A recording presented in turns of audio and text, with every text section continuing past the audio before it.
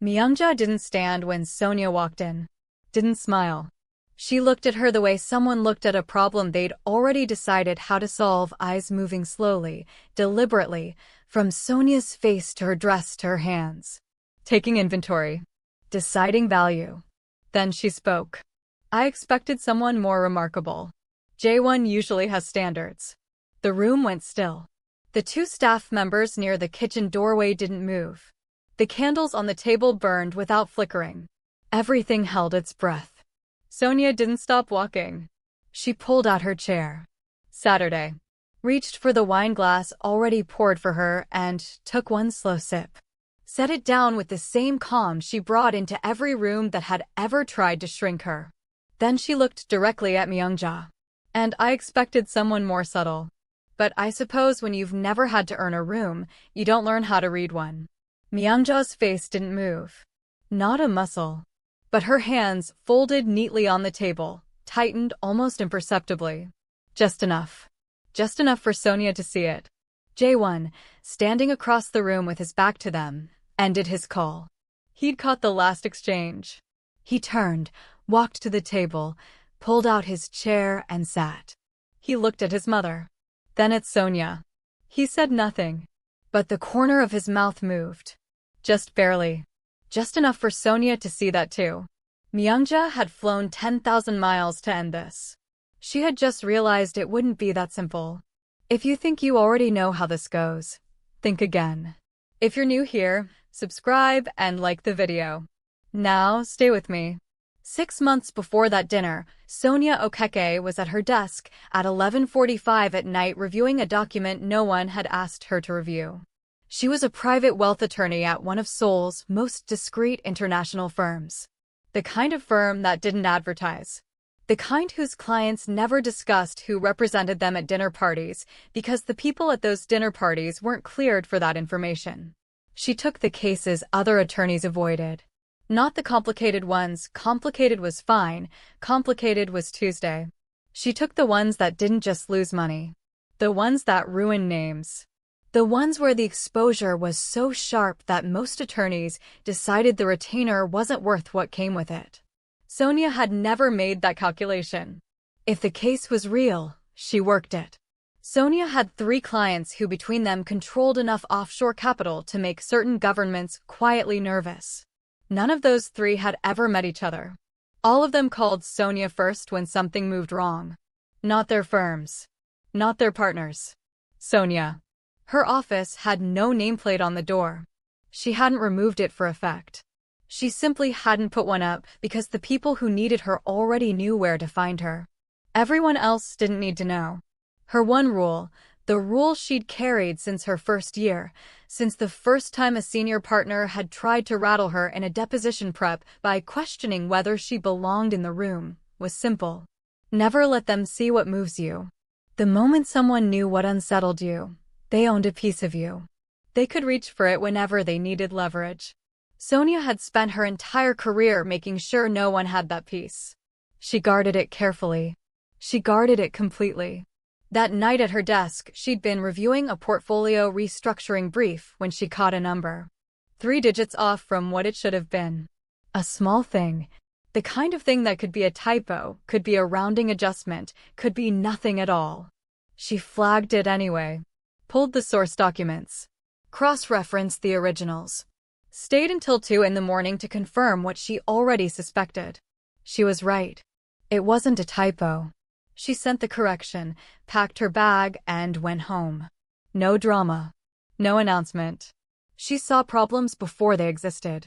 And fixed them before anyone knew to be grateful. Jaewon Shin was 33 years old, and he had been running the Shin organization for 8 years. 3rd generation. His grandfather had built it from freight logistics in the 1960s. His father had expanded it into offshore finance and private dispute resolution, the kind of resolution that happened in rooms with no recording devices and ended with handshakes that held more weight than any contract. By the time Jaewon inherited it at 25, the organization operated across 4 countries and employed hundreds of people who would never list their employer on any official document. He hadn't wanted it. That was the truth he'd never said out loud to anyone. He had been 25 years old and 3 months from finishing a postgraduate program in Zurich when his father had the stroke. He came home for what he thought would be 2 weeks. He never went back. He took over at 25. 8 years later, the men who had been waiting for him to fail were gone. Every single one. He was not what people expected when they heard the name Shin. No entourage trailing him into rooms. No performance of power. He drove himself. He returned calls personally. He remembered the name of every person who had ever done him a genuine kindness, and he remembered equally the name of every person who hadn't. He didn't forgive betrayal. In his world, forgiveness was just a delayed mistake. In his world, a forgiven betrayal was simply a scheduled second one. He had learned that at 26, and he had never forgotten it. 16 months before that dinner, his overseas holdings were under attack. Assets spread across 3 jurisdictions, the Cayman restructure, 2 Singapore-registered entities, and a Luxembourg holding, were being challenged through regulatory filings. It wasn't aggressive. It wasn't loud. It was quiet, patient, and surgical. Someone was bleeding them through paperwork. Filing after filing, each one individually defensible, collectively devastating. His primary legal team had been managing it for 2 months before they admitted they were losing ground. They brought in outside counsel. Sonia walked into the conference room on a Tuesday morning carrying 1 folder and a coffee she'd made herself. She was the only person in the room who didn't need to perform composure. She sat. Read the brief. Asked 2 questions about the filing timeline. Then looked up. Whoever is doing this has access to your internal filing schedule. This isn't an outside attack. You have a leak. The room went rigid. 3 of the attorneys exchanged glances. One of them started to object. J1 looked at her for a long moment. Clear the room. Everyone left. It was just him and Sonia, and the documents spread across the table between them. He asked her how she knew. She walked him through it, document by document, timestamp by timestamp, showing him exactly where the timing of the external filings matched internal decision windows that had never been made public. He didn't interrupt once. He didn't shift in his seat. He just listened with the full weight of his attention until she finished. How long will it take to fix it? Full access to everything, 60 days. You have 45. She closed it in 38. Found the leak on day 11. A junior compliance officer who had been passing scheduling information to a competitor for 8 months. Sonia built the firewall, restructured the asset protections, and filed the counter-documentation across all 3 jurisdictions before the 45th day. She also, quietly, without being asked, identified a secondary vulnerability in the Luxembourg entity that had nothing to do with the attack, just a structural gap that would have been a problem in 18 months. She closed that too. When her firm told her to send a supplemental invoice for the additional work, she declined. She told them the work was what the work was. They didn't understand. She didn't explain further. He called her directly for the next case. She picked up on the first ring. For 4 months after that, they worked together on a secondary matter, a private dispute between 2 parties whose names Sonia was not permitted to know. She didn't ask. She worked the documents she was given, and she worked them thoroughly. Things accumulated between them at that time. Small things. The kind that didn't announce themselves. He noticed early that she never ate during working lunches. She was always too deep in whatever was in front of her, turning pages, making notes in the margin in handwriting so small it was almost its own code. He started having her order placed before she arrived. A specific order. He'd paid attention to what she'd had the one time she did eat in a meeting, 3 weeks before. She noticed on the 3rd time he did it. Looked at the plate. Looked at him across the table. Said nothing. But she started arriving 5 minutes earlier after that. He noticed she walked home after late sessions. The car service was available to everyone working past 9. She never used it. He asked her once why. She said she needed the decompression time. The walk cleared the day out of her head before she went home and tried to sleep. He didn't offer the driver again. But twice that autumn it rained without warning while she was still in the building. Both times there was an umbrella at the front desk when she got downstairs. No note. No name. She knew both times exactly who it was from. The night things shifted was a Wednesday in November. Late session. The last associate had packed up and left at 9:45. She was still at the table. He had gathered his things and then didn't leave. He sat back down across from her. Didn't open his laptop. Didn't look at his phone. She looked up. He asked, "What did you want to be before law?" She was quiet for a moment. It was the first personal question he had ever asked her in 4 months of working together, and she felt the weight of it, not as intrusion, but as something careful. Something deliberate. "An architect," she said. "I wanted to design things that lasted." He looked at her. "You still do?" She didn't have an answer for that. Not a quick one. And he didn't wait for one. He stood, gathered his jacket, and walked to the door. At the threshold, he paused without turning around. Thursday. 7 o'clock. Not a meeting. He left before she could respond. She sat in the empty conference room for a full minute. The city hummed outside the windows. The documents in front of her had stopped mattering entirely. Then she closed her laptop. Sonia showed up Thursday. So did he. Neither of them pretended it was anything other than what it was. What they built after that was quiet in the way that deep things were quiet. It didn't perform itself. It didn't need witnesses. Jaewon wasn't a man who showed affection loudly. There were no grand gestures, no flowers sent to her office, no announcements.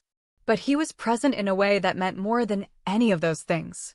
When she spoke, he didn't wait for his turn, he actually listened, tracking the thing she was really saying underneath the thing she said out loud. When something was wrong with her, he didn't ask what it was. He just adjusted. Cleared her schedule when she needed space. Stayed close when she needed that instead. He read her without asking her to explain herself, and she had never in her life had someone do that without it eventually being used as a tool. She didn't need to be rescued. He knew that without being told. So he never tried. What he did instead was position himself, quietly, consistently, between her and anything within edge. Not in front of her. Beside her. There was a difference, and he understood it. 3 months into what they were, they attended a private dinner with 2 of his senior associates. Men who had known Jaewon for years. Men who were accustomed to a particular order of things. One of them, midway through the second course, made a comment. It wasn't loud enough to be a direct insult. It was the other kind. The kind designed to make her feel like a guest in a room she hadn't earned. The kind that expected her to absorb it quietly. Jaewon didn't raise his voice. Didn't look at the man directly. He set his glass down. Sonia structured the legal framework that keeps this organization's assets protected across 4 countries. If you have something to say to her, make sure it's worth her time. The associate didn't speak again that evening. Not once. Later, in the car going home, Sonia looked out the window for a moment before she said anything. "You didn't have to do that." "I know," Jaewon said. "That's why I did it." She didn't respond. But she reached across and found his hand in the dark of the car and held it the rest of the way home. The night he told her the thing he'd never told anyone came 2 months after that. They were in his private study, a room she had been in before but only briefly. That night he left her there while he took a call, and she stood in front of the shelves looking at the things he kept. Books. A few objects. And one photograph in a plain frame. His father. Younger than she'd imagined. Standing in front of a building she didn't recognize, squinting slightly into the sun, one hand raised against the light. When Jaewon came back, he found her looking at it. He stood beside her. "He had the stroke on a Saturday," he said. "I was in Zurich. I was on a plane by that evening. By Wednesday they told me he wasn't going to recover to where he'd been. By Thursday I was sitting in this room." He paused. "For 3 hours I sat here alone because I didn't know if I was the right person. I was 25 years old, and I didn't know if I had what it required. If I was enough. Sonia didn't say anything yet. She let him finish. I still don't know, he said quietly. But I stopped asking. She turned to look at him. He was still looking at the photograph. The fact that you still ask, she said. Quietly, where no one can hear it, that's exactly why you are. He was still for a moment. Then he reached across and took her hand. Held it. He didn't let go for a long time and she didn't pull away. 3 weeks after that night, Mongja Shin boarded a flight from Seoul. She didn't inform her son she was coming. She came unannounced. Uninvited. With a plan. She arrived at the penthouse that afternoon, hours before the dinner, hours before Sonia. By the time she'd been there 40 minutes, the staff had adjusted. Conversations were quieter. Movements sharper. She had the table rearranged so that she sat at the head of it. Jaewon came in, saw it, and said nothing. That silence was its own language between them. Mongja Shin was not a cruel woman. That was the important thing to understand about her. She was a precise one. She had grown up in a family where precision was survival, and she had carried that into every room she'd ever occupied. She loved her son in the way that certain kinds of mothers loved, completely, and therefore, sometimes, suffocatingly. She had decided before she landed what Sonia Okeke was. A distraction. A detour. A woman who didn't understand what the Shin name required and therefore couldn't be trusted with it. She had come to handle it the way she handled everything, surgically and without drama. What she hadn't anticipated was the first 30 seconds. After the hook, she recalibrated. She was too experienced to attack directly again. Instead, she worked through 3 moves with the patience of someone who had done this before. Through the first course, she spoke Korean to Jaewon. Not aggressively. Naturally. The way someone spoke their first language in their own family's home. But the effect was what it was. Sonia became a visitor in the conversation. An observer at a table she was sitting at. Mongja watched for the reaction. For the shift in posture. For the small signal that the exclusion had landed. Sonia ate without rushing. Like she had all the time in the world. Like the Korean flowing around her didn't require her attention. Mongja moved to second. She began talking about the Shin family, the history of it, the weight of it, what it had taken to build across 3 generations, and what it would take to sustain across the next 3. She talked about the kind of partnership that kind of legacy required. The understanding it demanded. The roots it needed. She didn't look at Sonia while she said any of it. She didn't have to. Sonia set her fork down. Mrs. Shin. Her voice was even. Not cold. Not warm. Even. I understand what you're doing. And I want you to know it won't work. Not because I'm stubborn. Because Jaewon already told me about every woman you've introduced him to in the last 4 years. He remembers their names. He doesn't remember their faces. The table went very quiet. Mongja went very still. Something moved behind her eyes, not anger. Recognition. She was recalibrating again. Jaewon's phone buzzed. He looked at the screen, excused himself, and stepped out of the room. The moment the door closed, Mongja reached into her purse. She placed an envelope on the table between them. White. Thick. She folded her hands over it once and then moved them away, leaving it there. A decision already made. I am not your enemy, she said. I am a mother who understands what this life costs. The exposure. The isolation. The things you cannot speak about at dinner with ordinary people.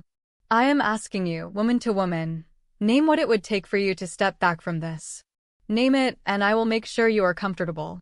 Sonia looked at the envelope. Then at Myeongja's face. Put that away, she said quietly. Before he comes back and sees it. For your sake, not mine. Myeongja didn't move immediately. I have a woman arriving from Seoul next week, she said. Her voice was low. Certain. From a family Jaewon has known his whole life. A family that understands what ours requires. This has already been decided. Sonia opened her mouth to respond. The door opened. Jaewon walked back in. He looked at the envelope, still sitting on the table. Then he looked at his mother. His face was composed completely, entirely composed, in the way that a very still body of water was composed just before something large moved beneath it. Pick that up. Mongja didn't move immediately. For 3 full seconds she held his gaze. Then, slowly, she reached for the envelope and placed it back in her purse. Jae-won sat down. He folded his hands on the table the exact same way she always did when she was about to say something that wasn't a discussion. The woman from Seoul. Her father called me 3 days ago. He paused. I told him it wasn't going to happen. He understood. Jae-won. I made that call before you landed. His voice didn't rise. It never rose. It simply became more precise. I wasn't waiting to see how tonight went. I already knew how tonight would go. Mongja was quiet. In 33 years, she had watched her son become someone she both recognized and didn't. This was one of the moments she didn't. His assistant appeared at the edge of the room, quietly, the way he always moved. He carried a tablet. He handed it not to Jae-won but to Mongja. She took it, looked at the screen. The room was completely silent. No one spoke. Not even the staff near the kitchen doorway moved. Mongja read. And as she read, something drained from her face slowly, the way color left something that had been left too long in the light. What she was reading was Sonia's full professional file. Not the surface version she'd been given before she flew in, the name, the firm, the general practice area. The complete file.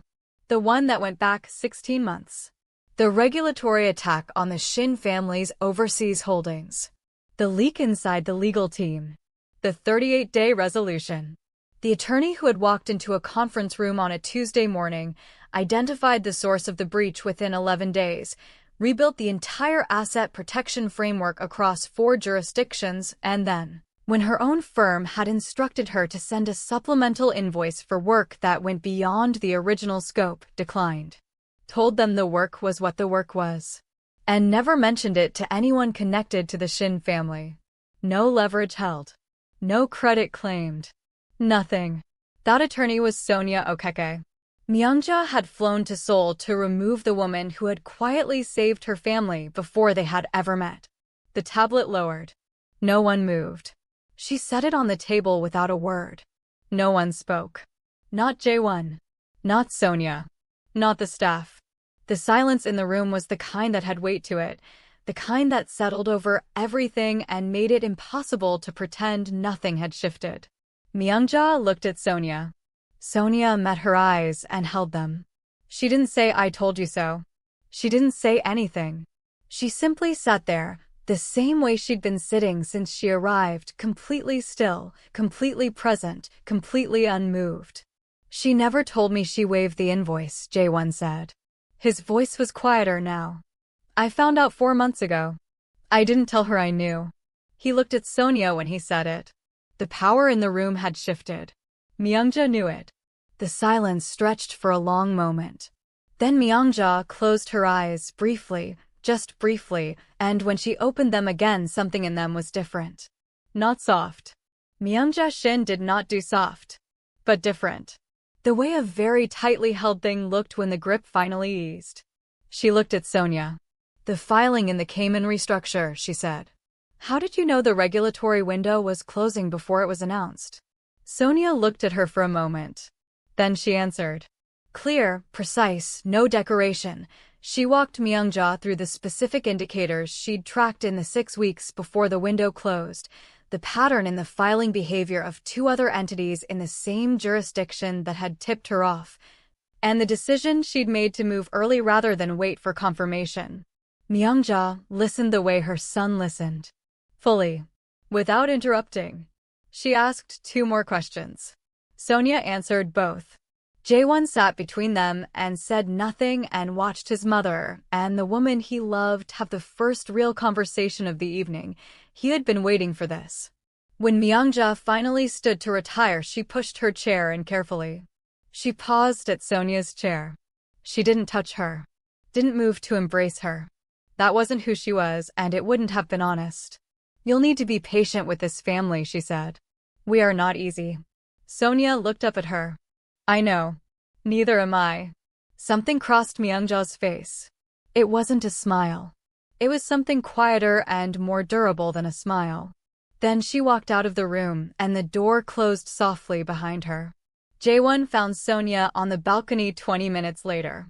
She was standing with her arms folded, not cold, just thinking. The city spread below them in every direction, light layered over light. She didn't turn when she heard the door.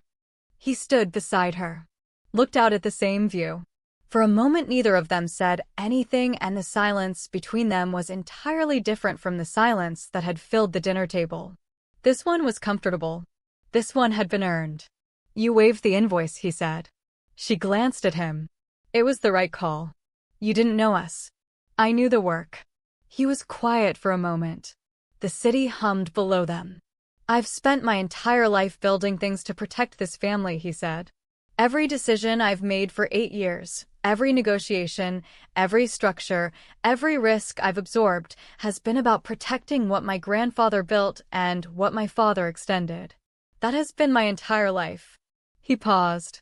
"You walked in once and did it better than I could. Without being asked. Without taking credit. Without holding it." She turned to look at him. He faced her. "Tonight wasn't a test," he said. "I need you to understand that.